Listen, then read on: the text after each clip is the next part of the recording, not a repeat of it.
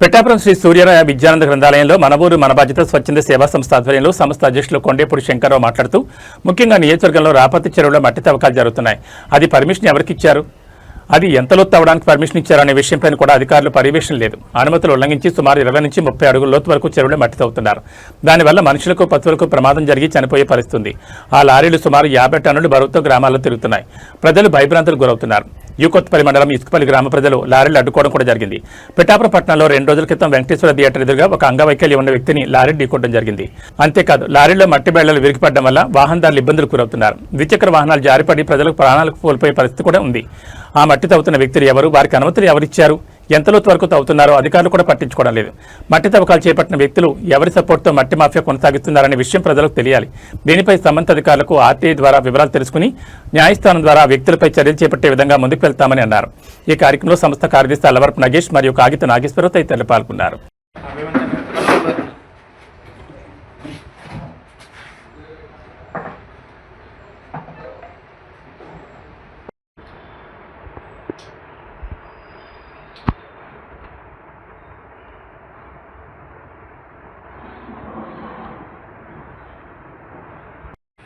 Sir, నియోజకవర్గంలో ఎక్కువగా current కోతలు గురవుతుంది. దానిపై మీ స్పందన ఏంటి సార్? చాలా దారుణమైనటువంటి పరిస్థితి అండి. ఎందుకంటే ఒక పక్క ఎండలు మండిపోతున్నాయి. ప్రజలు ఇళ్లలో ఉండేటటువంటి పరిస్థితి లేదు. ఫ్యాన్ తిరగకండే, ఏసీలు పనిచేయకండే ఈ ఉన్న వాతావరణంలో బ్రతకాలంటే చాలా కష్టంగా ఉంది. ముఖ్యంగా చెప్పాలంటే మాది మిరపకాయలు వీధి 10వ వార్డు. అక్కడ కరెంటు కోత అంటే లోడ్ ఎక్కువగా ఉండడం వల్ల ట్రాన్స్ఫార్మర్ పేలిపోవడం, కాలిపోవడం, ఇలా ట్రిప్ అయిపోవడం జరగడంతో ఒక కొత్తది ట్రాన్స్ఫార్మర్ ఒకటి వేయించానండి. రాత్రి 1 గంట 2 గంటలకి జనాలు వచ్చి నన్ను లేపారు. ఆడవాళ్ళు మగవాళ్ళు ఒక 15 మంది వచ్చారు. నేను కౌన్సిలర్ గారు, గతంలో ట్రాన్స్ఫార్మర్ ఉండేది కాదు, అప్పుడు బాగానే ఉంది కరెంటు, ట్రాన్స్ఫార్మర్ వేసిన తర్వాత ఎలాగ అయిపోయింది ఏంటి పరిస్థితి అని చెప్పి అడిగారండి. నేను ఎన్నిసార్లు ఆఫీస్కి ఎలక్ట్రికల్ డిపార్ట్మెంట్ ఆఫీస్కి ఫోన్ చేస్తే ఒక 50-60 సార్లు ఫోన్ చేస్తే ఒకసారి లిఫ్ట్ చేస్తారు. వాళ్ళ సెల్ నెంబర్ ఉందండి, ల్యాండ్లైన్ నెంబర్ ఉంది. రెండాటికి కూడా కాంటాక్ట్ చేస్తుంటే ఎప్పుడో ఒకసారి అంటే గంటలో ఒకసారి 2 సార్లు లిఫ్ట్ చేసి ఏదో సమాధానం చెప్పి చేసేస్తామని పెట్టేస్తున్నాను. ఈ రోజు పొద్దున కూడా 6-6:30కు పోయిన కరెంటు 9 గంటలకు వచ్చిందండి. నిన్న కూడా అదే పరిస్థితి. ఆఫీస్కి వెళ్ళి అడిగితే ఏంటని అడిగితే ఎక్కడో రిపేర్ చేస్తున్నారండి అని. అంటే రిపేర్ చేస్తే టోటల్ టౌన్ అంతా కూడా తీసేవలసిన పని లేదు. కొన్ని ఏరియాలు తీసేస్తున్నారు, కొన్ని ఏరియాలో ఉన్నాయి. ఎందుకు ఇప్పుడు చెప్పంటే శ్రీపాద సంస్థానం ఆ ఏరియాలో 24/7 కరెంట్ ఉంటుందండి. ప్రతి దిక్కున కూడా అక్కడ ట్రాన్స్ఫారాలు ఉన్నాయి, పెద్ద పెద్ద బిల్డింగ్లు ఉన్నాయి, అక్కడ ట్రాన్స్ఫారాలు ఉన్నాయి. అక్కడ వ్యాపార సంస్థలకు ఇచ్చేటువంటి కరెంటు ఇక్కడ ప్రజలకు ఎందుకు ఇవ్వట్లేదు అని చెప్పి మేము ప్రశ్నిస్తున్నాను. ఇప్పుడు ఉన్నటువంటి పరిస్థితుల్లో ప్రజలు తిరగబడేటటువంటి పరిస్థితి అంటే ప్రశ్నించడం ప్రతి ఒక్కరికి అలవాటైంది. అలాగే సోషల్ మీడియా ఒకటి అలవాటైందని బాగా. సోషల్ మీడియాలో మొన్న రాత్రి కత్తిరిగూడెం నుంచి ఒక అతను లైవ్ పెట్టాడండి. వాళ్ళ ఇంటి దగ్గర చీకటిగా ఉందండి, దారిలో లైటింగ్ ఉంది. మళ్ళీ ఆఫీస్కి వెళ్ళి అడిగితే అక్కడ ఆఫీస్ బాయ్ పడుకుని ఉన్నాడండి అక్కడ ఫోన్ దగ్గర. మళ్ళీ వచ్చి చూపిస్తే ఇంకా చీకటిగానే ఉంది. అంటే మా పరిస్థితి ఇదండి అని చెప్పి ఆయన డైరెక్ట్గా చెప్పడం జరిగిందండి. కూటమి ప్రభుత్వం వచ్చిన తర్వాత ప్రజలకి మేలైన సౌకర్యాలు అందిస్తారని చెప్పి ప్రజలందరూ కూడా ఆశిస్తుంటే ఉన్న పరిస్థితిలో ఉన్న కరెంట్ని తీసేస్తుంటే చాలా ఇబ్బంది పడేటటువంటి పరిస్థితి. ఈరోజు రేపు కూడా ఇదే పరిస్థితి ఉంటే ప్రజలందరూ కూడా ఎలక్ట్రికల్ డిపార్ట్మెంట్ ఆఫీస్కి వెళ్ళి ముట్టడి చేసేటటువంటి అవకాశం ఉందని చెప్పి ఈ సందర్భంగా తెలియజేస్తున్నాను. అస్తమాని ఏఈ గారికి, ఏడీ గారికి, అలాగే పైన ఉన్నటువంటి అధికారులకి ఫోన్ చేసి వాళ్ళని ఇబ్బంది పెట్టేటటువంటి పరిస్థితి ప్రజలకు లేదండి. మొన్న కూడా 2 రోజుల క్రితం ప్రెస్కి ఏడీ గారు ఒక లిస్ట్ ఒకటి పంపించారు ఏరియా వైజ్ ఫోన్ నెంబర్లతోటి. అది మా పాత్రికలు కూడా గ్రూపుల్లో పెట్టడం జరిగింది. అది మేము ఫార్వర్డ్ చేసాం. వాళ్ళకి కూడా నేను ఫోన్ చేసిన, ఎన్నిసార్లు ఫోన్ చేసినా వాళ్ళు ఫోన్ లిఫ్ట్ చేయలేదని వాళ్ళు అంటే సమాధానం చెప్పడానికి కూడా వాళ్ళు ఖాళీ ఉండలేదు.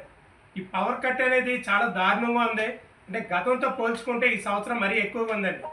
అందరూ అనొచ్చు అంటే ఎండలు ఎక్కువగా ఉన్నాయి కదండి. ఎండలు ఎక్కువగా ఉంటే దానికి తగ్గట్టు పవర్ సప్లై చేసేటటువంటి ఈ ప్రభుత్వం అయితే, అధికారులు అయితేనో సన్నద్ధాలు చేసుకుంటే ముందుగా వాళ్ళు ప్లాన్ చేసుకుని ప్రజల్లోకి వెళ్ళాలండి. అది లేకుండా ఎండ పెరిగిపోయిందని మేము కరెంట్ ఇవ్వలేమంటే నిజంగా ప్రజలు తిరగబడి కొట్టేటటువంటి పరిస్థితి అని చెప్పి ఈ సందర్భంగా తెలియజేస్తున్నాను. చెప్తామండి, ప్రశ్నించడమే బాధ్యత, ప్రశ్నించడమే మన లక్ష్యం అని చెప్పేసి దాంతో ఏర్పడిన పార్టీ జనసేన పార్టీ. ఆ ధైర్యంతో ఎవరైనా సరే పవన్ కళ్యాణ్ గారు ప్రశ్నిస్తున్నారు, మనం ప్రశ్నించినా సరే మనం కూడా ప్రశ్నించాల్సిన ధైర్యంతో ప్రశ్న వేయడమే ధ్యేయంగా పెట్టుకుని జనసేన కార్యకర్తలుగా ఉండే ప్రజలందరూ కూడా ధైర్యంగా ముందుకు వచ్చారు. ప్రశ్నించడానికి అవకాశం లేదంటే అది ఆయన నియంతృత్వం అన్నారు ఖచ్చితంగా కూడా.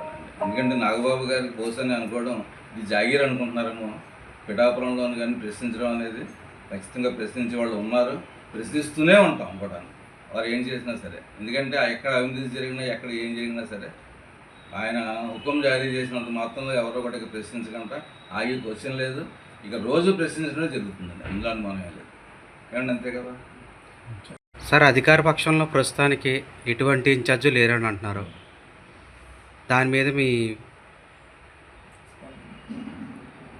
వివరణ సార్. ఓకే, నియోజకవర్గంలో పార్టీలది వారి వారి పార్టీలు వారి వ్యవహారం అని వారు అనుకోవచ్చు, కానీ ప్రజలు లేకుండా పార్టీలు లేవు. ఇంచేదంటే ఒక పార్టీని నమ్మి, ఒక కూటమి పార్టీలను నమ్మి మా ప్రజలందరూ కూడా మేమంతా కూడా ఓట్లు వేయించాం. అయితే ఓట్లు వేసిన తర్వాత స్థానిక శాసనసభ్యుల వారు ఎలాగో అందుబాటులో లేరు, కానీ ఆ పార్టీకి సంబంధించినటువంటి స్థానిక శాసనసభ్యుల వారి యొక్క ప్రతినిధిగా ఎవరో ఒకరిని ఇక్కడ నియమించడం కానీ, తర్వాత వారి పార్టీ కార్యాలయం ఏర్పాటు చేయడం, లేదంటే ప్రభుత్వ కార్యాలయం ఏర్పాటు చేసి అక్కడ బాధ్యత గల వ్యక్తిని వారు నియమించడం జరగాలి. అది జరగలేదు. కూటమి పార్టీలో భాగస్వాములైనటువంటి తెలుగుదేశం పార్టీకి మనటి వరకు ఒకరు ఇన్ఛార్జిగా ఉండేవారు, వారిని కూడా తొలగించారని చెప్పేసి మనం తెలుసుకోవడం జరిగింది.